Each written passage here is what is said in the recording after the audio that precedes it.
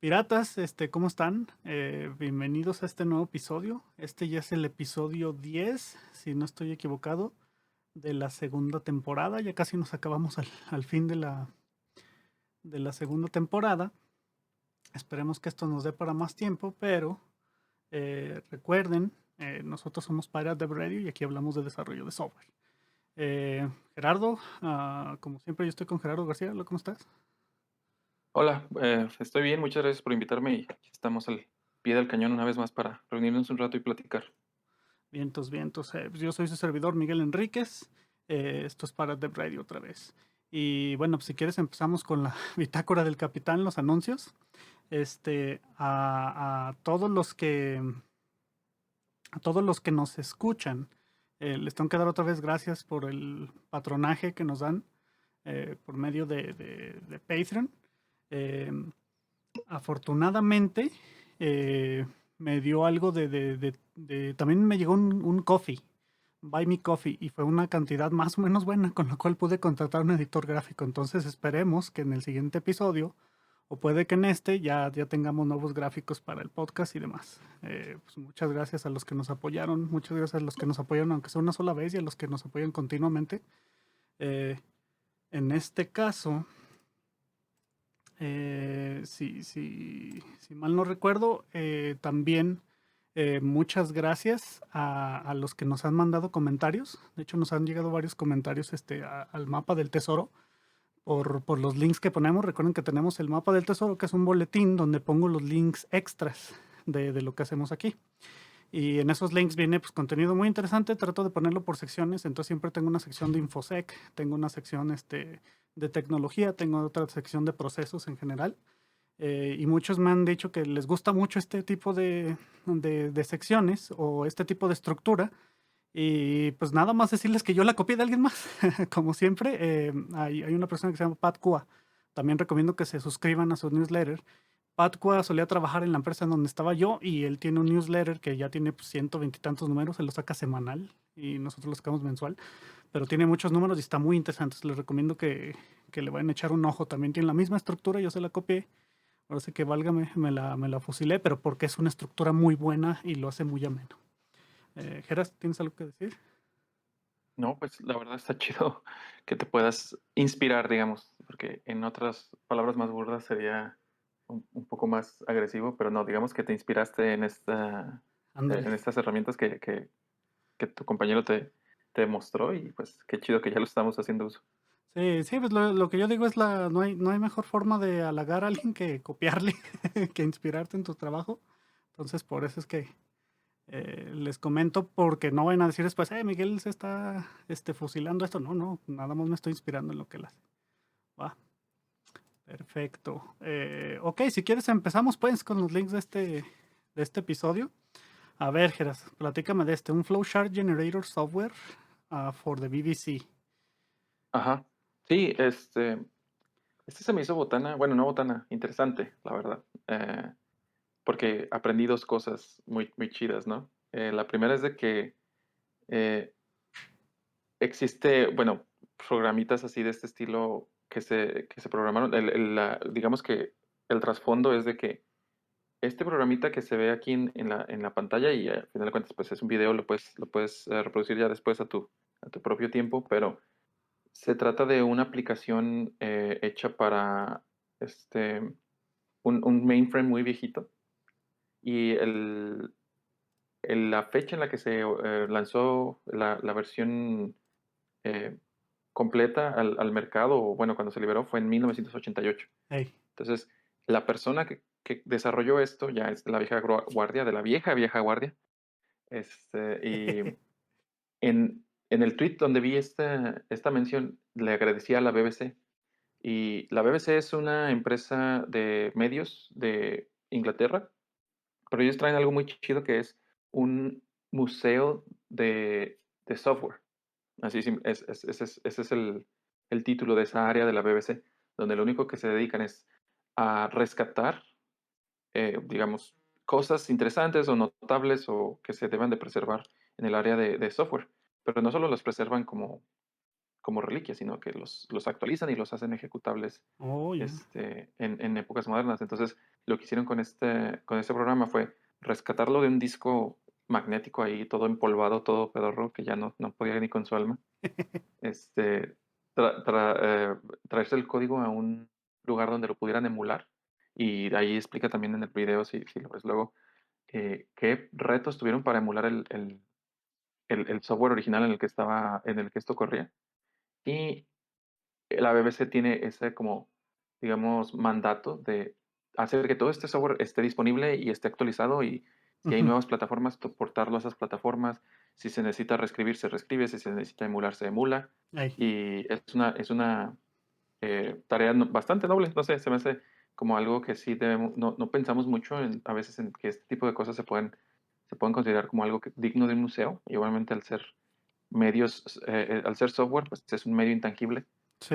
No hay de otra más que tenerlo en vivo, o sea, como estarlo renovando constantemente. La verdad se me hizo interesante conocer esto y que la BBC tenga este mandato, y interesante este caso en particular de esta persona, que el autor original esté involucrado en el proceso, y de que él mismo esté dándole las gracias de cómo sucedió todo el proceso. Está interesante. Ah, va, va, va. Sí, pues fíjate, esto tiene muchos paralelos con una industria que también me gusta mucho seguir, la de videojuegos. Sí, yo estoy trabajando ahorita y creo que lo mencioné en el podcast pasado con una persona que es así hardcore programmer de C. Y esta persona, les digo, la otra vez creó un emulador para un programa que hacía banners en Apple. Y también me decía así, no, es que el hacer un emulador conlleva muchísimo trabajo, principalmente porque tienes que emular, o los mejores emuladores emulan el hardware. Entonces, por ejemplo, en este me imagino que tuvieron que hacer algo similar, emular el hardware que había en esos ratos y luego básicamente portar el software o tenerlo lo más fidedigno posible para ponerlo. Entonces, además es interesante y está chido, o sea, estoy viendo los diagramas y está muy bien cómo los genera y para ese tiempo, pues la verdad es que sí, sí alivianaba. Me imagino que imprimieron varios de estos y los hacían para circuitos. Siempre he visto un montón de diagramas así para, por ejemplo, cuando compro, ¿cómo se les llama? Sensores. Siempre te dan un diagrama como este para programar el sensor, para que Sí, cambies y de hay estado. versiones modernas de este tipo de software. Sí, La verdad, esto fue como muy visionario en su tiempo, y me imagino que en su momento le salvó miles de horas de talacha a muchas personas. sí. Ah, Así es que está muy buena como el nostalgia trip, como dicen por ahí. Sí, a mí se me hace muy interesante. Y si quieres, pasamos al siguiente. Ok, este es Joel Dare. Dice, ¿por qué sigo usando HTTP Basic en el año 2022? A ver.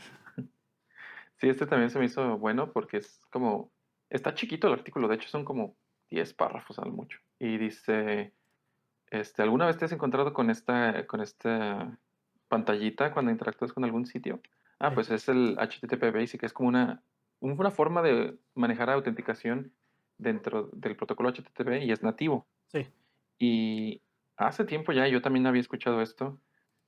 Se había dicho que está descontinuado, que no es seguro y que no lo debes de usar, y que debes de usar cosas más sofisticadas para poder hacer el trabajo. Claro.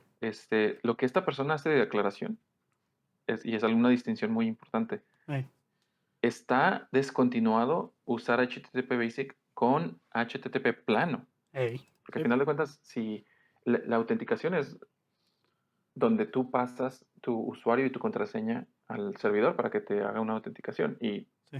no hay de otra. O sea, al final de cuentas, sea la autenticación que uses, tiene que haber un paso en el que hagas esto de mandar las credenciales. Entonces, esa es la parte que estaba muy insegura si usas HTTP Basic con HTTP plano, porque la Sí. información se manda en texto plano, y cualquiera que esté escuchando en la red, pues te puede meter un gol.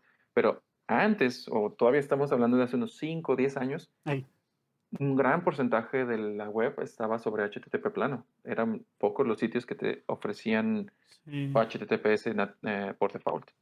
Entonces, era muy obvio el por qué esto no estaba recomendado. Pero si tú tienes un certificado, tu sitio ofrece encriptación end-to-end, como se le llama, de punta a punta, a través de certificados y firmas y todo el rollo, no hay razón por la cual esto no sea seguro. El HTTP básico puede puede sacarte de un apuro porque es una forma muy fácil de implementar autenticación Sí. y sigue siendo 100% seguro, siempre y cuando no estés al tanto de qué es lo que se encripta, cuándo se encripta, o sea, todas las capas de abstracción que tiene el HTTPS por sí mismo y que ya ofrece la seguridad.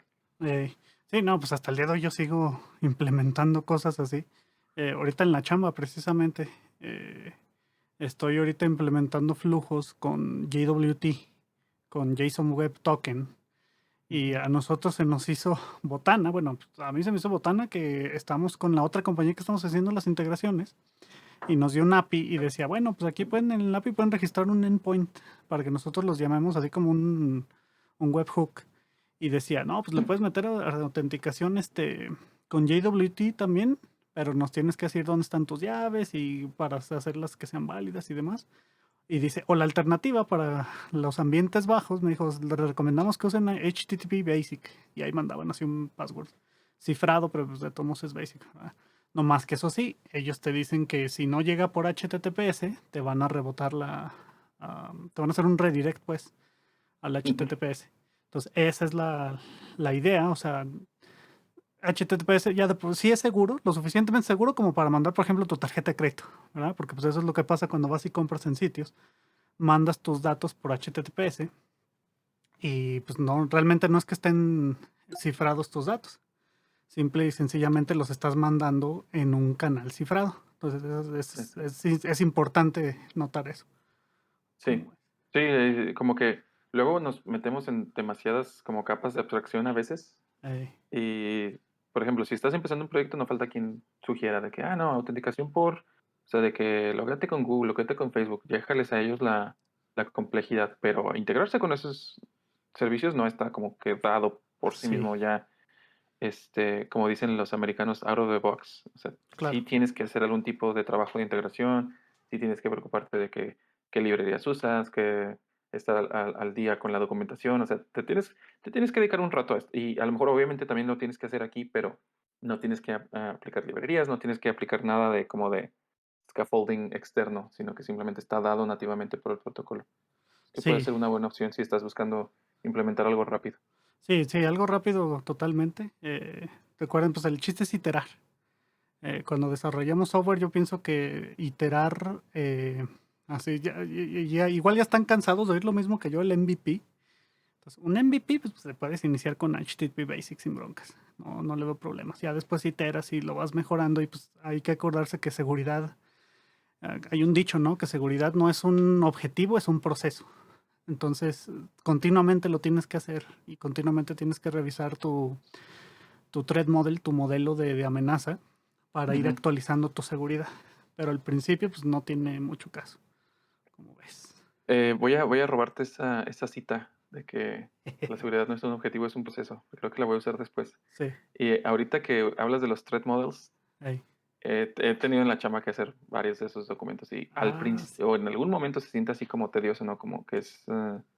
trabajo como poco glamoroso, digamos. Ajá. Pero cuando te llega un susto de seguridad, la verdad Sí. es cuando ves cómo brilla y el valor que le da el tener todo eso ya en un solo lugar y saber Ajá. por dónde te pueden atacar y estar revisando todas las posibles vectores de ataque. Es bastante bueno tener ese conocimiento ya concentrado de antemano. Sí. Bueno, si quieres nos extendemos poquito en esto, pero y quisiera a lo mejor para otro episodio, no sé, que nos pudieras comentar tu experiencia haciendo threat models. A mí se me hace interesante, bueno, yo hago threat models, pero recuerden que yo trabajo ahorita de DevOps, entonces mis threat models no son realmente de las aplicaciones como tal. Tengo threat models para pipelines. Ujú. Em, ¿Por qué? O sea, dirán, pues poner un pipeline, ¿qué threat model vas a meter? No, siempre ha habido broncas así al jalar recursos de internet. Desde imágenes de Docker hasta, por ejemplo, íbamos a hablar de eso, pero ya lo quitamos ahorita por cuestiones de espacio. Pero, por ejemplo, ahorita que hicieron la protesta de Ucrania, Ujú. eh, modificaron un paquete de NPM bastante jugoso, digamos, y entonces yo tuve que hacer un thread model hace un año, más o menos, hace año y medio, de cómo evitar que ese tipo de cosas nos pasaran en nuestros pipelines, nuestras líneas de ensamblaje de nuestras aplicaciones. Eso, pues, o sea, es un proceso, muy enriquecedor en cuanto a seguridad, y realmente sí nos sirvió muchas veces para evitar broncas como esas. Ahí tengo el libro de Threat Modeling, igual un día hablamos de esto de lleno, pero sí, échenle mucho ojo a este tipo de cosas, principalmente si son desarrolladores de aplicaciones. Ahorita yo regresé a ser desarrollador de aplicaciones, pero cuando estaba haciendo pipelines también tenía que ver ese tipo de cosas. Sí siento que podríamos hablar bastante de este tema. Tengo mis cosas que aportar. Así como de resumen de un minuto, te podría decir que como tengo un empleador muy grande, muy, Ey, como que la plantilla de ingeniería es enorme, entonces ya hay soluciones para todas las cosas. Y mucho de los de Threat Model que hacemos es nada más como un checklist, como de asegúrate que estés usando tal herramienta, asegúrate que estés mandando tal dato, asegúrate que así. Y ya, ellos tienen como formas de, ya teniendo esos plantillas. digamos, barandillas, Ey, ya pueden hacer un puente hacia lo que estés haciendo, monitorear, checar entradas y salidas, hacer muchas cosas. La otra cosa que hago mucho es como eh, hacer tener la seguridad de que ciertos datos, o sea, la clasificación de datos es lo más, probablemente una de las cosas más importantes que hago. Primero tengo que clasificar el dato que estoy manejando, qué tipo de dato es, quién tiene visibilidad y en base a eso tengo que poner más o menos detalle en quién y cuándo y cómo tienen acceso a ese. Por ejemplo, si es ey, un dato que yo declaro interno pero no crítico, pues sí, no me importa quiénes son los que llaman a mi punto, a mi interfaz. Simplemente puedo estar seguro de que, siempre y cuando sea interno, no hay problema y yo puedo ofrecer esos datos abiertamente dentro de mi red interna. Pero si es crítico, tengo que tener una lista vetada de quiénes son los que lo llaman y a quién le estoy dando acceso a esos datos. Entonces esa ándale. parte también se me hace muy, muy jugosa y Sí. tiene mucha carnita, digamos, para ya después, cuando se vienen las broncas, de ahí te cuelgas. Sí, sí, ya nada más para terminar de mi lado, de las posiciones ahorita mejor pagadas son todas las de InfoSec. Creo que hasta mejor pagadas que las de DevOps y las de Data Science. ¿Por qué? Porque en todos lados ocupamos InfoSec. A lo Sí. mejor cuando empiezas tu empresa no ocupas una área de DevOps, un área de Release Engineering, Platform Engineering, lo que sea, pero InfoSec siempre lo ocupas desde el principio. Entonces, échenle un ojo a eso. Sí, creo que es también debido a que, digamos, hace 20 años, qué porcentaje de tu vida o de tus interacciones en la vida diaria estaban en Internet? La verdad, Ey, los suertudos llegaban al 10%, pero ahorita más y más, 30, 40, 50% de tu vida día a día tiene que ver con servicios de Internet. ey. Entonces, creo que es una buena homologación de ese porcentaje de personas se dedicaban a InfoSec en aquellas edades más como del viejo oeste. Ahorita ya el 30-40% de la fuerza laboral en software tiene que tocar algún aspecto de seguridad. Y creo que Sí. mientras más nos metamos en la vida digital, más ahí va a incrementar ese porcentaje. Vientos, vientos. Ok, pues con eso cerramos este y si quieres pasamos al que sigue. Ahora, este me gusta también. Firefox is the only alternative. Firefox es la única alternativa. Bosidar Batsov. No este cuate no es de... No será... yo conozco un Bosidar y ahorita es creo que parte del parlamento de un país que también es un cuate que tenía un Stack Overflow muy, muy reconocido. Igual ya de ser Ujú. pariente. Pero a ver, platícame este vínculo. Sí, no tengo como el detalle de quién es el autor, la verdad, pero me voy a poner ahí a investigar un poquito. Pero sí me interesó porque en su tiempo tú y yo, los dos por nuestro lado, pero en algún momento trabajamos en la misma empresa y teníamos esa como Sí. problema de que pues, Internet Explorer era lo que retrasaba muchísimo de nuestro desarrollo. Eran demasiados recursos destinados nada más a hacer jalar las cosas de Internet Sí, Explorer sí. 6 y todo el mundo festejamos y celebramos la muerte de Internet Explorer. No sé si ya esté muerto 100%, pero mínimo Sí, ya no figura dentro del top ey, 3 de top 5, de top 5, top 10. sí, Ya es algo olvidado. Pero ahora Chrome se está volviendo ese nuevo Internet Explorer. Y creo que tiene puntos muy válidos de por qué este, Chrome se está volviendo ese como monolito, esa, digamos, ese bloqueo nuevo que para los desarrolladores que quieren hacer cosas interesantes y pues todo se mueve muy lento en el lado de Chrome. Su proceso de aceptar nuevas, tienen como un consejo, el del Chromium Open Process o algo así se llama. Y tienen gente representativa de varias áreas de la industria y es muy estilo acá como heredado de Apache.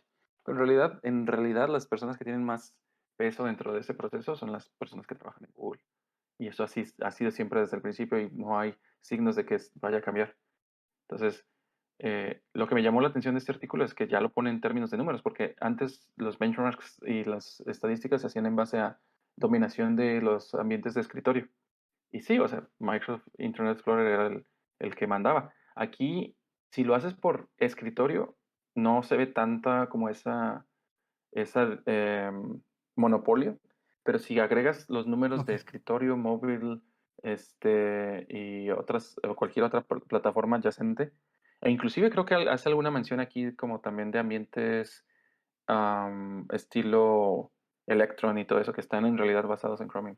Sí. Entonces, si haces como que el análisis de todo ese tráfico en general, sí hay un monopolio bien cabrón. O sea, estamos hablando del 65-70% de todo el tráfico web que se genera en interfaces de usuario viene de algún browser afiliado a Chrome o a Chromium. Sí. Entonces, ahí es donde te das cuenta del monopolio. Pero tienes que hacer un agregado más, tomar un paso hacia atrás y hacer como la perspectiva, dicen los americanos, holística. Nunca me ha gustado mucho esa palabra, pero bueno. Sí. Am, entonces sí, estuvo interesante como ver Los porcentajes, ¿verdad? las estadísticas y, Sí. y- y entender un poquito más de cómo está funcionando todo eso ahorita. Sí, fíjate, por ejemplo, yo estoy en una comunidad de Ars Technica. Es un sitio famosísimo de Tech News. Y ellos siempre hacían este desglose de los navegadores. Y obviamente siendo una comunidad técnica, pues muchos venían de Chrome en ese rato, pero yo me acuerdo cuando estaba como en 20%, 25%, y todo lo demás era Internet Explorer. Entonces era una... Cuando ya hicieron el cambio, porque cuando ya dijeron, no, ahora sí, por fin Chrome ya superó a Internet Explorer, también los de Ars Technica, tanto como tú y como yo, dieron el grito en el cielo porque ya podemos dejar de soportar tanto Internet Explorer. Y era una bronca. Ahora, el detalle es que, como tú dices, si mal no recuerdo, el nombre técnico del motor de renderización se llama Blink. Y entonces muchos lo empezaron a adoptar y entonces esto ya se volvió un monopolio.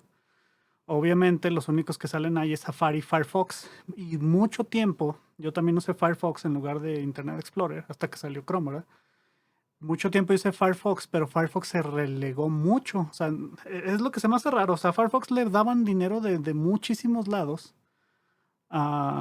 Principalmente Google les patrocinaba como $100 millones al año, algo así, por tenerlos como motor de búsqueda. Y de todos se fueron rezagando muy feo por el motor de renderizado, que hasta donde recuerdo, en esos tiempos todavía era de un solo hilo, entonces era una broncotota, en cuanto a velocidad, y veías la velocidad, inmediatamente si cambiabas de Firefox a Chrome o de Internet Explorer a Chrome. Y yo creo que eso es lo que lo hace, pero pues el detalle aquí es que todo se vuelve un monopolio, ¿verdad? Ya lo hemos hablado muchas veces en el podcast, la mayoría del software y quienes lo mantienen se concentran en compañías grandes. Y ahí es donde, pues, por ejemplo, a mí no me gusta la idea de diseñar software ¿cómo se llama? Por consejo.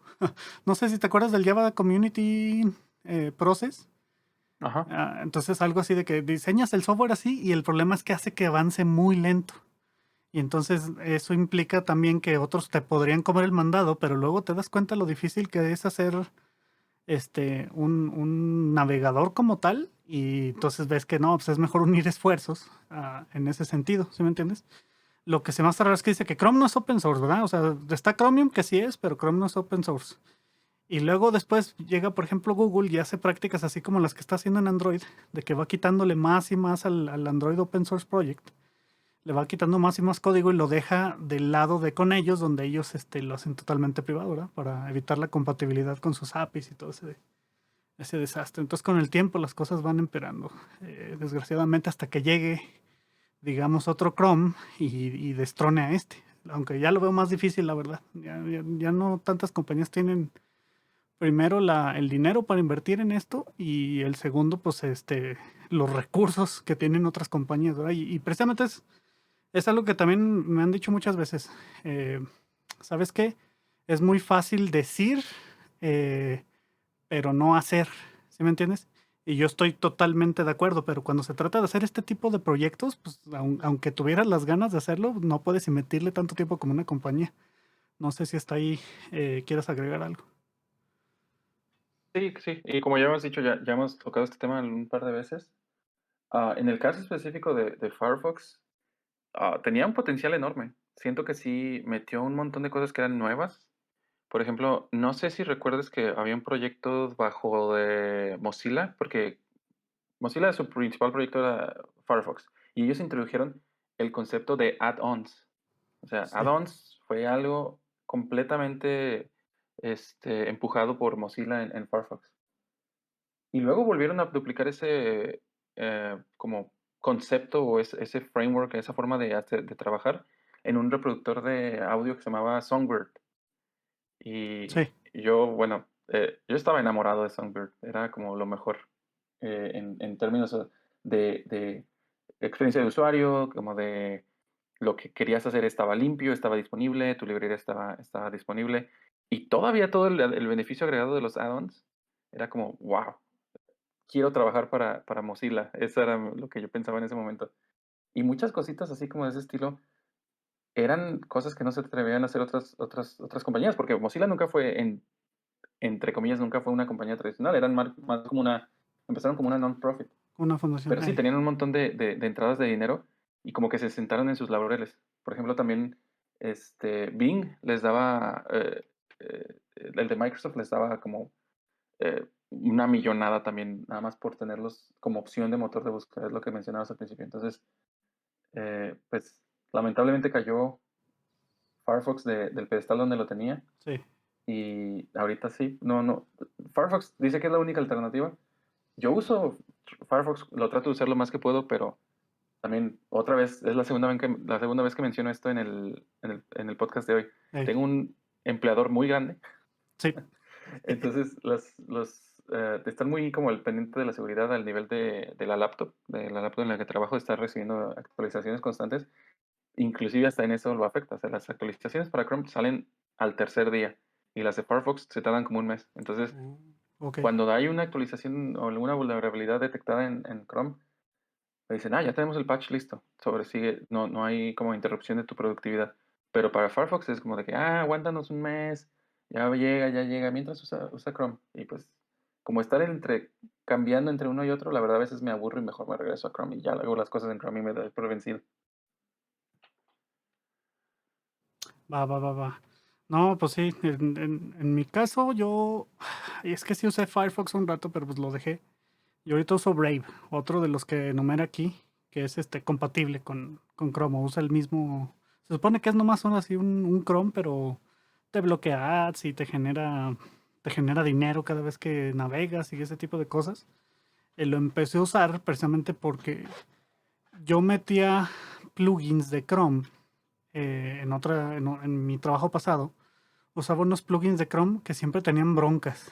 eh, y realmente no me acuerdo por qué era la bronca, pero él me dijo, hey, usa Brave, métele el mismo plugin de Chrome porque es totalmente compatible y vas a ver cómo vuela. Y sí, la diferencia era abismal. O sea, creo que abría las cosas instantáneamente, precisamente ese plugin. Y aparte es compatible con todos los demás de Chrome. Entonces yo me cambié a Brave, ya tiene, que te gusta? Como 2 años que llevo con este. Pero sin embargo, pues sí, sí estoy consciente de que las monoculturas y el software como este, que es totalmente un monopolio, pues sí son dañinos con el tiempo. ¿Cómo ves? Completamente de acuerdo. Va, entonces si quieres pasamos al que sigue. Este tiene un poco más de carnita. Este link eh, está chido, es un rant y a mí se me hizo muy interesante. Se llama C, no es un lenguaje de programación más. O sea, o ya no es un lenguaje de programación como los demás. Y este es un rant de un programador de C que se dedica entre muchas cosas, a hacer compatibilidad entre plataformas. Entonces, bueno, nomás como dato informativo, cuando tú estás en un sistema operativo, tú tienes que hacer syscalls llamadas al sistema. La mayoría de esas llamadas están obviamente programadas en C porque pues, es digamos, el lenguaje de sistemas por defecto, o sea, por de facto, ¿qué te gusta? De los últimos 30 años, puede que más. Entonces, no sé cuántos años tiene C, pero pues, simplemente ha sido el que más se maneja en sistemas. Entonces, no sé si ustedes han visto estas tuplas cuando tú bajas un binario, por ejemplo, a mí me toca muchas veces bajar el mismo binario en Linux y en Mac, porque yo personalmente yo trabajo con Linux y, y regularmente las compañías donde estoy me dan una Mac para trabajar. Entonces siempre te tienes que bajar el binario de x86 para Darwin, que es el macOS. O te tienes que bajar el x86-64 o el AMD 64 para Linux. Entonces todo esto implica llamadas a syscalls y entonces mucho de esto, del rant aquí, se me hizo muy bueno. Es que dice, bueno, pues como C es la lengua franca de la programación, cualquier syscall que tienes que hacer, lo tienes que hacer contra APIs de C. Entonces, ¿qué es lo que hacen los programadores como nosotros? Pues crean APIs encima de esos syscalls, de esas llamadas de sistema, pero ellos tienen que estar adivinando en cada plataforma, por ejemplo, la longitud de un entero o de un float, ese tipo de cosas. Entonces, por ejemplo, tú dices, pues un entero en esta plataforma, pues, el entero básico son 64 bits. Pero en esta otra plataforma, digamos un poco más moderna, pues ya son 64 bits. Y un long ya son 128 bits. Y ese tipo de cosas. Entonces tú tienes que, por ejemplo, hacer el mapeado entre el tipo de dato de C y el tipo de dato del syscall que vas a hacer y tu lenguaje de programación. Entonces, por eso ven todas esas tuplas cada vez que se bajan un binario de tengo que bajarme la tupla de ARC 64 para Apple en varias versiones, porque pues, todas también dentro de las mismas versiones del mismo sistema operativo cambian las cosas. Principalmente si es, por ejemplo, para mobile, a veces las longitudes de los datos son menores en menos bits y otra es el Indianes. El Indianes no lo leí en este artículo, pero yo me imagino que también para, nomás como tipo informativo, el Endianes es qué bits, cómo se acomodan los bits para tener mayor significancia, o mayor significado, pues, o sea, que tienen mayor valor, si de izquierda a derecha o de derecha a izquierda. Eh, entonces, este rant estuvo buenísimo, me abrió mucho los ojos en cuanto a lo que es crear compatibilidad. Y nada más como tip, por ejemplo, ya como ingeniero que tiene que diseñar a veces APIs y que tienes que diseñar frameworks y todo ese tipo de cosas para tu trabajo, me ha tocado muchas veces tener que pensar en compatibilidad hacia adelante y hacia atrás, que es muy importante cuando utilizas protocolos como el gRPC, cuando tú utilizas cualquier tipo de protocolo binario, tienes que poner mucha atención en cómo hacerlo compatible hacia atrás y hacia adelante, igual con las APIs de HTTP y todo lo demás. Entonces, siempre me han interesado este tipo de rants donde te dicen, mira, esta es nuestra situación, esta es como lo pudimos haber arreglado y esta es la situación como está ahorita y por qué nunca la vamos a poder arreglar. Y precisamente porque no se piensan esos detalles a futuro, ¿verdad? No sé si quieres agregar algo hasta aquí. Sí, pues, en algún momento estuvimos discutiendo el contenido de este artículo, y en ese momento sí me cayó el 20 como de que es cierto, o sea, al final de cuentas, C es la lengua franca o el lenguaje común que muchos hablan y, por ejemplo, muchas cosas están hechas en C, portadas a C, se compilan con C, necesitas un GCC o un Sí, C compiler. Es como probablemente la cosa o el paquete de software que probablemente cada pieza que le puedes llamar computadora o afín debe tener instalada porque es súper, eh, eh, digamos, efímero. No, no efímero, es como muy común. Es súper común tener algo así en tu ambiente. Entonces, sí, lo que decías de estas tuplas, de que, necesito compilar este binario para esta arquitectura con este sabor diferente. Y se ha vuelto como una librería, es como una librería de cómo puedes llamar a estas abstracciones que a final de cuentas muchas veces son muy parecidas, pero tienen tus pequeños cambios o sus pequeños detallitos diferentes o son completamente diferentes. Una que se me hace muy interesante, y creo que esto también le pasa a Java, este, pero C++, por ser el más usado, a lo mejor es el que tiene la mayor, definición. un archivo en Linux y un archivo en MS2 o compatibles son cosas muy diferentes. O sea, al final de cuentas tenemos esta abstracción de lo que un archivo significa y de lo que debe de ser. Y sí, es un pedazo de información en un disco duro o en un archivo, en un dispositivo accesible. Pero por ejemplo, los metadatos que acompañan al archivo son diferentes y cómo se guardan esos metadatos son diferentes en Sí, Windows y en Linux. A final de cuentas, un archivo en Windows para hacer de sistema o para ser escondido, lo tienes que entrar y marcar esos como, digamos, banderitas que tiene de que, hacerlo escondido, hacerlo este, parte del sistema, hacerlo este, que no se pueda borrar, cosas así. Esas son como banderitas extra. Y es un sistema completamente aparte del sistema de archivos, es como información extra. Y en Linux no. En Linux hay un sistema más sofisticado para decir, voy a asignarle permisos, los permisos son de escritura, de lectura, de ejecución. O sea, eso es mucho más sofisticado, pero entonces estas dos abstracciones no son 100% compatibles. ¿Y qué es lo que hacen los ambientes de desarrollo? Tienen que tener una copia de cómo acceder a un archivo con Linux, una cómo accederlo con Windows, una cómo sí. accederla con Darwin, así, todos los pequeños diferencias y de sabores. Y tratan de abstraer todo dentro del mismo modelo. Y eso, cuando son tan dispares internamente, lo que te lleva es a duplicar un montón de cosas, tener código súper específico de la plataforma, pero como tienes esta noción de que es lo mismo, Sí. lo tienes que ir acarreando a donde quiera que vayas, tienes que tener una copia de este código que en realidad nunca vas a usar más que en la ocasión en la que le cambies la banderita de compilación. Claro, sí, Este, entonces, estoy totalmente de acuerdo. Digo, algo como sé, que ya lleva 30 años siendo el líder o más, probablemente 40, siendo la forma de facto de hacer las cosas, sí tiene sentido que se vuelva en cierto punto como en estilo plataforma. Y es esta librería de pequeñas formas diferentes de hacer las cosas y que simplemente tiene que estar ahí disponible. Ahora, no todos los compiladores de C tienen todos los sabores. Y por ejemplo, en Linux es sí. muy común de que, quiero compilar para esta plataforma. Y luego te sale el error. No tienes la librería FSS-Android, no sé qué. Y lo tienes que instalar aparte. Pero luego Ujú, también se vuelve su propio infierno de dependencias. Está bastante claro. interesante.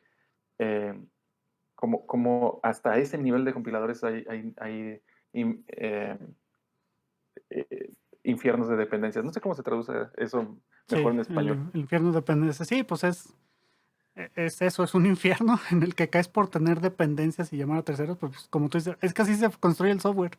O sea, todo el software son abstracciones encima de cosas que no están bien definidas. Eh, y así hay muchísimos ejemplos de eso. Por ejemplo, ejemplo reciente que me ha tocado, por ejemplo, el Docker Shim de Kubernetes. O sea, es una abstracción encima de otra cosa que no quisieron hacer o no le hicieron bien hecha. Y luego ya que la estandarizaron, pues de todos modos tienes que tener compatibilidad hacia atrás, no más que ellos son más agresivos en cuanto ya no decimos deprecations, decimos en cuanto a cosas que se vuelven obsoletas. Ellos sí tienen así de que no, pues cada tantos liberaciones de Kubernetes, no nomás vamos a obsoletizar esto, también lo vamos a eliminar. Pues está bien, o sea, porque es muy agresivo, pero con cosas que tú dependes, como hacía muy, muy bajo nivel, como sé, y ya chequé el dato, son 50 años, tiene 50 años. Entonces imagínate todo lo que tienes que hacer para que sea compatible hacia atrás, o sea, para que el software funcione y volvemos a lo que estábamos hablando al principio. Tienes que crear así emulaciones, virtualizaciones y todo este tipo de cosas para que funcione con C. Fíjate que aquí quiero hacer un contrapunto porque creo que estamos hablando de dos cosas relacionadas en el link anterior y en este. Sí, En el link anterior decíamos que, o bueno, tú comentabas de que no te gusta cuando los desarrollos de plataformas abiertas se dan por comité, porque toman claro. demasiado tiempo. Sí. Entonces, y muchas de las veces esos comités se esfuerzan en tener esas compatibilidades y luego empiezan a hacer un montón de Sí. cosas eh, súper, no sé, como que tratan de hacer de que sus herramientas sean como eh, navajas suizas. Creo que esa era la abstracción que habíamos usado Ajá. en algún momento. Sí, sí. Pero entonces, de ahí, ¿cuáles son las alternativas? O sea, tu proceso abierto o se hace súper opinionado y solo hay una forma de hacer las cosas y solamente vas a hacer un mínimo esfuerzo de hacer esas como compatibilidades. Y entonces la comunidad tienes que estar al tiro, o sea, cosa que se libera, cosa que tienes que actualizar o te quedas atrás. Entonces, ese es y la otra es la forma Java de hacer las cosas, donde Ujú. la compatibilidad hacia atrás es rey. Y tienes que siempre tener eso en cuenta y te va a tomar años liberar algo. Sí, Pero tener esa forma de hacer las cosas súper opinionada también te va a llevar mucho tiempo en hacerlo, porque claro, primero tienes que hacer como que el diseño. cualquier cosa que hagas la tienes que medir milimétricamente. Y es mucho como el proceso de plataforma abierta que tiene Go. O sea, al Ah, final de okey. cuentas, ellos siempre dicen, nosotros no queremos romper la compatibilidad, pero para romper la compatibilidad lo menos posible, lo que vamos a hacer es liberar la menor cantidad de cambios que podamos. Y para liberar esa cantidad de cambios Ajá. mínima, tenemos que hacer investigaciones, pruebas de concepto, Sí, cualquier cambio va a tener que ser verificado y triple verificado por nosotros y nosotros hasta ese momento lo vamos a probar. Entonces, siento que no hay como algo que te permita, o sea, si te vas para un lado o si te vas para el otro, de todos modos, el resultado es procesos lentos. claro. Sí, sí, sí, sí. Y, ¿sabes qué? Te voy a tomar ahí la palabra para irnos al siguiente link, porque precisamente íbamos a hablar de comités. Entonces, aquí en el siguiente link vamos a hablar de JavaScript y cómo es que hay una propuesta de meterle tipos, o al menos una sintaxis para tipado. Así como tú lo dices, mira, pues, yo recuerdo mucho el Java Community Process porque era pues lo que más seguía en ese tiempo y tomaba muchísimo tiempo el, por ejemplo, tener genéricos. Yo me acuerdo que el salto a genéricos fue un saltotote. Estábamos en la universidad, si mal no recuerdo, y fíjate, ya llevamos, ¿qué te gusta? Más de 11 años de eso. Estábamos en la universidad y apenas estaban metiéndole genéricos al lenguaje y el lenguaje ya tenía un rato. Pero por ejemplo aquí JavaScript, y es una discusión medio colorada que también ya hemos tenido antes, pero yo quiero revisitarlo. Porque, por ejemplo, siempre yo, al menos a mi, ¿cómo te diré? A mi opinión y a lo que he observado, los programadores más experimentados suelen preferir sistemas de tipos más estrictos. Ahora, la otra vez en Twitter yo puse más o menos eso, un rant similar, y creo que fue con Héctor de León, otro cuate que también tiene un canal bastante popular de C Sharp y demás cosas. Entonces yo decía, no, pues sabes qué tiene, yo entiendo que tiene mucho que ver la persona, pero un programador experimentado prefiere esas herramientas precisamente porque evitan que tenga ciertas clases de errores completos. Y ya creo que lo hablamos en el podcast en un episodio que hablamos de puro tipado y de programación funcional. Pero mi punto es que ese tipo de cosas otra vez toman mucho tiempo en diseñarse bien. Y yo creo que varios de los errores garrafales que hemos tenido en nuestra industria han sido precisamente porque, bueno, alguien lo hizo la primera vez y lo hizo, pues, ¿cómo te diría? Al ahí se va o solo. Y luego ya después se popularizó el software que estamos usando, como en este caso C. Y luego ya empezaron a ver así como que, no, tenemos que hacer un comité porque la comunidad es muy grande y no queremos romper el software hacia atrás. ¿Sí me entiendes? Igual que con Java, igual me imagino que le pasó a C. Estoy seguro que le está pasando ahorita a JavaScript porque pues, precisamente en este link les decía, ya le quieren meter tipado y mucha gente de la comunidad está preocupada por si meterle el tipado o no, si va a seguir siendo JavaScript, si va a seguir siendo un lenguaje sencillo, así como tú haces la analogía con Go. Fíjate que esa analogía me gusta porque hace poquito yo estaba entrevistando a un programador eh, que él trabaja en un framework muy popular de Java y lo que él decía es que, oye, ¿a ti cómo se te hizo el salto de Java a Go o de JavaScript a Go? Porque ahorita en la compañía donde estoy también estamos haciendo puro lambdas con Go. Toda nuestra infraestructura está en Go y usamos poquitito de Terraform, de HCL. Y yo lo único que le dije es que, mira, se me hace un lenguaje muy, muy sencillo de aprender. Y se me hace como JavaScript hace unos años en el boom de JavaScript. Se me hace un lenguaje muy, muy sencillo de aprender y precisamente están preocupados porque sea muy sencillo, pero al mismo tiempo yo me siento como, con mucha libertad de hacer las cosas y por eso mis diseños terminan siendo, ¿cómo te diré? Menos sofisticados, digamos. Eh, hasta ahí, otra vez, yo prefiero el tipado estático y fuerte al tipado dinámico, eh, y ¿cómo se llama? Tipado dinámico y contra el estructural y el nominal y todos esos. Pero eso ya es cuestión de gustos, nomás que sí, otra vez, miren, si la comunidad se está moviendo hacia ese lado, es por algo, es porque ya hay muchas empresas que tienen mucho desarrollo en JavaScript y precisamente ellos se dan cuenta de que hay, o sea, si tú dices, bueno, haciendo TDD y haciendo diseño y lo demás, no van a salir errores, o cachamos la mayoría de los errores que, por ejemplo, se podrían cachar con tipado fuerte y estático. Ellos ven que obviamente eso no escala, porque cuando tienes muchos equipos grandes de desarrollo, empiezas a ver esos errores pequeñitos, porque pues por pura, digamos, estadística, los van a cometer incluso los programadores más experimentados. Quiero terminar ahí, pero sí quiero ver tu perspectiva de eso, pero eso es lo que yo he visto con la industria mucho tiempo. Y yo siento que, bueno, esa conversación de tipos y todo eso ya la habíamos tenido, así que no voy a gastar mucho tiempo en eso.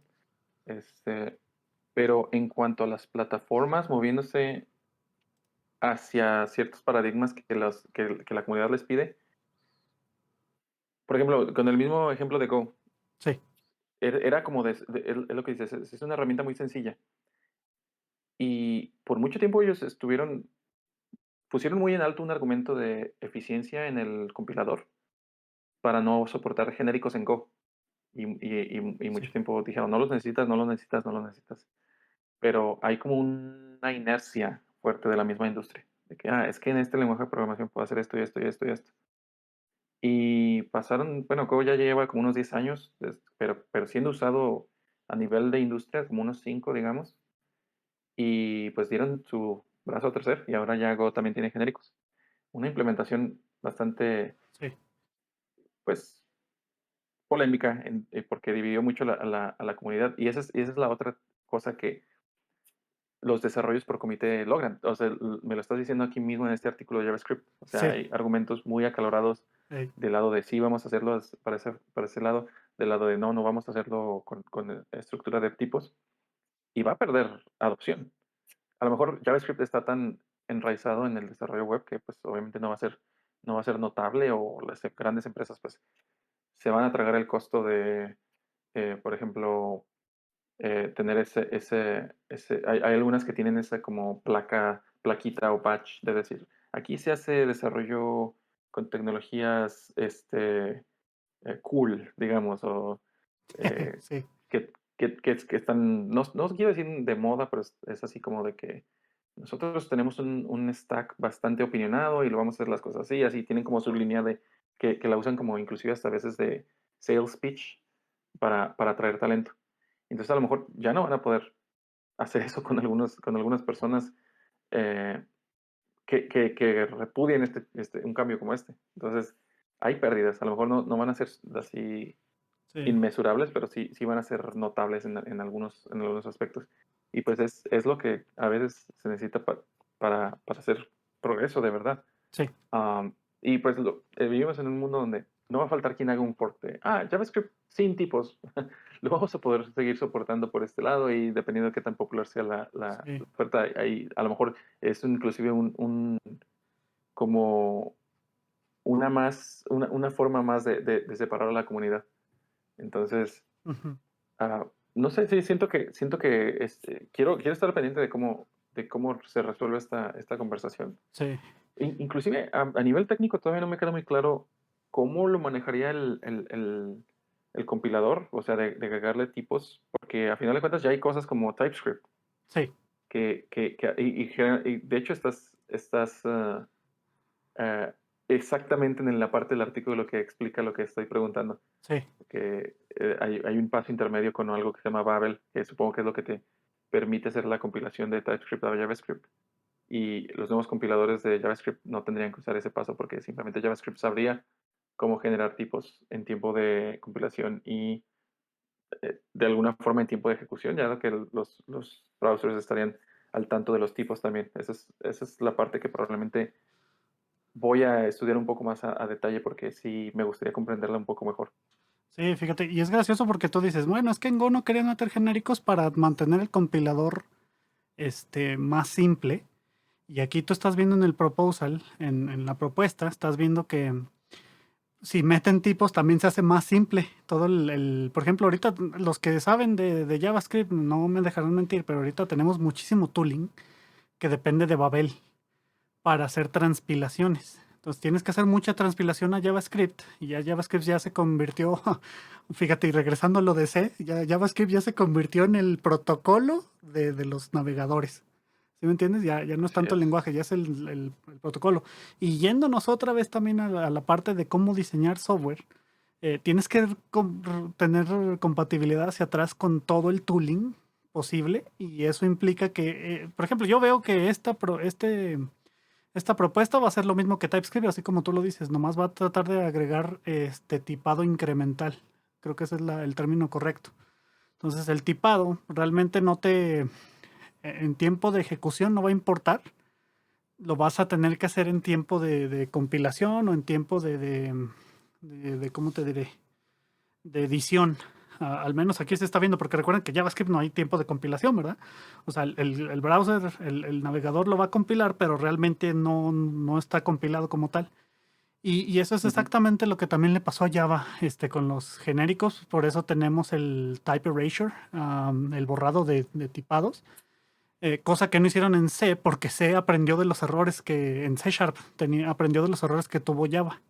Entonces, si te fijas, es así como que un montón, creo que todo este podcast se ha tratado de errores a la hora de diseñar algo, que luego los terminamos pagando con creces, haciendo abstracciones encima de eso. Y esas Así es. abstracciones, a fin de cuentas, no sirven de nada porque seguimos teniendo un cochinero por debajo de todo. ¿Sí me da a Me entender? gusta, me gusta la moraleja de la historia. Sí, o sea, dime, Bueno, antes de que se me vaya el tren, sí. lo que estaba pensando, en el artículo y viendo así como en diagrama, porque yo soy muy visual, entonces ya viéndolo en diagrama, lo primero que me salta a la vista es las primeras herramientas que van a salir bailando son todos los frameworks de testing, Sí, porque como es un lenguaje dinámico y Ruby on Rails sufría mucho de esto, hay una forma de hacer testing muy sucia que se llama monkey patching, que ya también lo hemos hablado en algún hey, momento. sí, Jest, y que es uno de los lenguajes más, una de las librerías para hacer testing en JavaScript más socorridas, tiene muchos módulos y muchas cosas que dependen absolutamente del monkey patching. El spy, o sea, simplemente creas un objeto y luego le dices, esta función que tú creías que se te hubiera dado de tal lado, te la voy a cambiar en tiempo de ejecución y no te vas a dar cuenta. Y ahí puedo hacer assertions y puedo hacer un montón de cosas. Y con un tipado más fuerte eso no se va a poder hacer.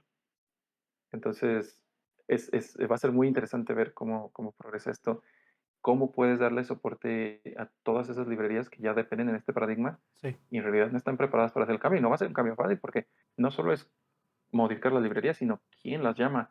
Es invertir el flujo totalmente, o sea, tienes que meter interfaces, propiamente hacer dependiendo del modelo de tipos que escojan, vas a tener que abstraer interfaces comunes y luego ya crear instancias de esas interfaces comunes para poderlas cambiar en tiempo de ejecución, para poder hacer tus unit tests y tus integration tests, que a lo mejor, bueno, en el desarrollo coloquial de decir, soy un desarrollador backend y hago integration en unit tests, pero en realidad en frontend también haces integration en unit tests, nada más no son tan estelares como en el área, como en backend, pero están ahí y se va a tener que hacer una revolución para arreglar todo eso si se va por esta ruta. sí. Sí, y precisamente, o sea, otra vez son diseños que desgraciadamente tenemos que mantener y pues me ha tocado, o sea, lenguajes nuevos de programación, hay unos que aprenden de esto y hay unos que no. Y no nomás eso, hay herramientas que también aprenden de sus errores y las vuelven a hacer y quedan mejor. Ah, en este caso, por ejemplo, yo era muy fan de un lenguaje de programación que ahorita ya está en desuso, pero básicamente empezó con lo mismo que TypeScript, tipo Swinon y todo eso. Y entonces ellos, por ejemplo, ya con los settings correctos ya puedes dejar de usar null. Eh, y eso implica que borras toda una clase de errores que ya no tienes que hacer. Ahora, como nosotros estamos, y lo digo porque tengo un sesgo, ¿verdad? Yo trabajo con software empresarial, entonces implica que yo trabajo ¿cómo traducirías codebases? Trabajo con repositorios enormes. donde te digo, esos errores por estadística hasta el mejor programador le van a tocar errores de dedo, le van a tocar errores de no pusiste, no verificaste bien el tipo en JavaScript, entonces ese tipo de cosas pasan, querramos o no querramos, pero no pasan en lenguajes mejores diseñados. Ese es el punto. El detalle es que para que esa adopción pase, tienen que pasar años para que aprendamos de los errores que hicimos, tener mejores herramientas y no hacer me gusta decir mucho esa analogía, de no hacer lo que, por ejemplo, a veces dice el tío Bob de que no, es que todo recae en ti como programador. O sea, sí, tú como programador, tú puedes, tienes que encargarte de todo, ¿verdad? Y obviamente te tienes que encargar de verificar lo que te están pasando, tienes que encargarte de verificar que el tipo es correcto, tienes que verificar que puedes hacer la operación que quieres hacer, pero si puedes descargarte todo eso de la mente con mejores herramientas, pues qué mejor, ¿verdad? Claro, o sea, y es el que está en contra de un argumento como ese, por ejemplo, que alguien llegue y te diga, no, es que null es bueno porque yo tengo que pensar todo eso como desarrollador. Si extiendes esa lógica, entonces esa persona está en contra también de los recolectores de basura. Ah, O sea, sí, y no sí, veo en un ambiente empresarial o de productivo donde cada vez que tengas que hacer algo te tengas que preocupar de tu propia recolección de basura, que por muy buena que la hagas, va a ser subpar en sí, eh, si implementas algo que ya está siendo usado por la industria. claro. Tengo como ese recuerdo muy, muy, muy fino, muy en la mente. Cuando empecé mi carrera, empecé dando clases de Java y recuerdo que estaba en una clase donde era mixto. Había varias personas que eran todavía estudiantes de la carrera de sistemas, pero también había maestros de esa misma facultad de sistemas en la universidad donde estaba dando los cursos. Y me estaban Oh, tratando de chamaquear muy duro, porque pues, estaba sí, chavo también, sí, para empezar, pero por la otra porque empezaban de que, ay, no, pues, yo no sé por qué usamos esto en Java, porque tiene todas estas cosas que en realidad el desarrollador debería ser capaz de hacer y de comprender. sí, Y yo estoy de acuerdo en eso, o sea, si vas a usar algo deberías de entender cómo funciona, eso no, son dos cosas diferentes. Pero una vez que entiendes cómo funciona, deberías de ser capaz de aplicar la herramienta para poder eh, a ser productivo. Que al sí. final de cuentas, un ingeniero en sistemas, pues sí, o sea, tienes que tener una dimensión de cómo se hacen las cosas y hacerlas tú mismo si se necesita, pero al final de cuentas se te paga para solucionar problemas. Y mientras más práctico se hace en la resolución de problemas, más avanzas, más Claro, valor le das al lugar donde estés trabajando, en donde sea. sí. Entonces, yo le argumentaba a ese docente, y decía, estoy seguro de que si nos ponemos ahorita a hacer un compilador o un recolector de basura o un multiplexador de señales a nivel de red, va a ser altamente educativo, no me queda duda, pero este curso, y era Ey, la certificación de Java, ey. está más enfocado a la productividad de todo el aspecto, a entender las herramientas, cómo funcionan, pero aplicarlas también. Ah, claro. Entonces, tengo todavía ese recuerdo muy, Hijo, muy sí, vívido. sí, me imagino. O sea, eh, estuve alguna vez en una situación similar, donde había un grupo mixto de colegas. eh, o sea, y no quiero decir nombres, pero eran acá colegas acá de la comunidad de programadores de México. Y, o sea, yo entiendo, hay muchos colegas que son muy inteligentes. Y si tú les das un curso de arquitectura de microservicios, pues ellos van a decir, ah, esto yo ya lo vi, esto ya lo sé, en los 80 ya teníamos este tipo de cosas, etcétera, etcétera, etcétera. Y otra vez yo me estaba enfocando a productividad, porque yo trabajaba en parte de Productivity Engineering, ingeniería de productividad precisamente. Y yo les decía, sí, o sea, sí, yo estoy de acuerdo en que esto ya existía, no hay nada nuevo bajo el sol, al menos en nuestra carrera. Pero lo que sí tienen que entender es que este tipo de herramientas nos hacen más productivos y con el tiempo. O sea, yo no me imagino a alguien haciendo lo que hacemos ahorita en JavaScript, con React y a lo mejor un framework así, haciéndolo antes que no existían este tipo de cosas. O sea, no eras tan productivo, aunque supieras muchos conceptos. Lo mismo pasa con los lenguajes de programación. Incluso las compañías grandes se dan cuenta de esto. ¿Por qué creen que existe TypeScript? Es porque Microsoft se dio cuenta que había muchos errores en cuanto a tipado con JavaScript. ¿Por qué existe el hack, el de Facebook? Ah, pues porque se daban cuenta que tenían muchos problemas con errores de dedo y de tipos, pero en PHP. ¿Sí me entiendes? Entonces yo lo único que veo es ese trend, ¿cómo te diré? ¿Cómo traducirías trend? Es Yo lo que ¿Tendencia? sí, exactamente. Yo veo esa tendencia en que siempre nos pasa lo mismo. Siempre usamos algo, simple, pero no tan elegante para hacer las cosas y luego o sea, nos damos de balazos aquí, escopetazos en el pie y luego tenemos que mejorarlo en la siguiente iteración, pero ponerlo arriba de él. ¿Sí me entiendes? O sea, igual PHP con Hack, JavaScript con TypeScript. Siempre tenemos que hacer lo mismo. Y otra vez, o sea, y es algo que me he dado cuenta con muchos años de experiencia, es que el software es colaborativo y decimos, bueno, pues JavaScript me sirve para proyectos pequeñitos, a lo mejor para microservicios. Y yo creo que esa es una buena tendencia, que hacemos los servicios ya más pequeños, de tal manera de que un lenguaje ya no es un factor. ¿Sí me entiendes? Ya no es un factor tan importante como, por ejemplo, el TDD o el diseño, ese tipo de cosas, pero sin embargo en repositorios grandes, en software empresarial grande, y precisamente cuando diseñas APIs y cuando diseñas frameworks, si tienes que escoger un lenguaje y si tienes que preocuparte por la retrocompatibilidad y todo ese tipo de cosas, que un sistema de tipos te da una gran ventaja sobre de ellos. Eh, y hasta aquí le voy a parar porque igual me podría seguir más con más ejemplos, pero creo que en nuestra industria lo hemos visto durante años y años y años. Al menos yo en los 10 años que llevo de experiencia, más todos los años de experiencia que tienen mis mentores y que me han platicado ejemplos similares, yo veo que pasa lo mismo siempre. Este, yo, bueno, antes de que empecemos a cerrar, nada más voy a como Sí. dar como 2 o 3 pasos hacia atrás, antes de que se me olvide también ese hilo de Ey, que estaba pensando. Este, tengo una opinión controversial, y voy a va. explicar por qué es controversial.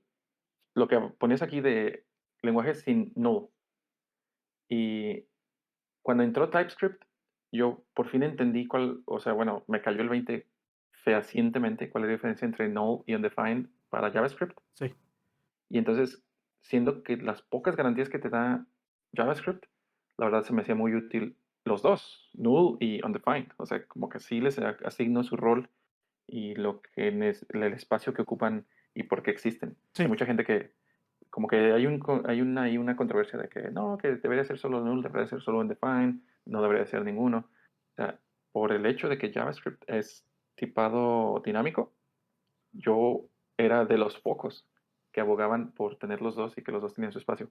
Ahora, si Mm. JavaScript se convierte en un lenguaje con tipado estático o aproximado a eso, ahora sí ya no le veo sentido a ninguno de los dos y preferiría un mundo donde no existen. Ey. Pero mi opinión controversial, y hasta el momento donde JavaScript está en este momento y en conjunción con TypeScript, bienvenidos los dos. Ay, haz lo que quieras con ese comentario. Sí, claro. No, pues, o sea, es como tú dices, a lo mejor en un desarrollo pequeño, sí. Yo sí le veo mucho sentido a eso. Pero conforme van creciendo los equipos y va creciendo la complejidad, te digo, hasta por pura estadística te va a tocar cometer un error así si no tienes los tipos adecuados, ¿verdad?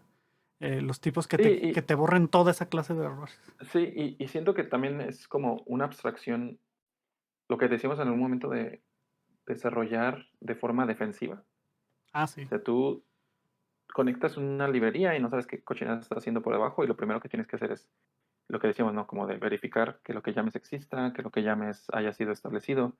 Entonces, si vas a hacer eso de todos modos, creo que la abstracción de null y de undefined y todo eso es útil en ese sentido, pero si todas las librerías te van a dar las garantías, el mínimo de garantías dado por el compilador, entonces todo eso deja de ser relevante. Sí, sí, sí, sí, completamente de acuerdo. Y pues ya cerrando el episodio, no sé si quieras agregar algo más. En mi caso no. Les digo otra vez, chequen los episodios pasados. Ya hemos hablado muchísimo de esto y que van a ver hasta un tema similar. Nomás lo quería Sí, tocar porque pues otra vez vuelve a suceder lo que les decía. sí, no, siento que el episodio empezó como con historias pequeñitas y fue como que evolucionando hasta llegar a algo un poco más como con un Eh, tema establecido. Me gustó como esa progresión. sí, fue Este, el metapunto del episodio. muy bien. Pues sí, no agrego nada más que agradecer a los escuchas y gracias por invitarme de nuevo. No, no, un gustazo y pues recuerden, piratas, levanten su Jolly Roger. Nos despedimos. Bye.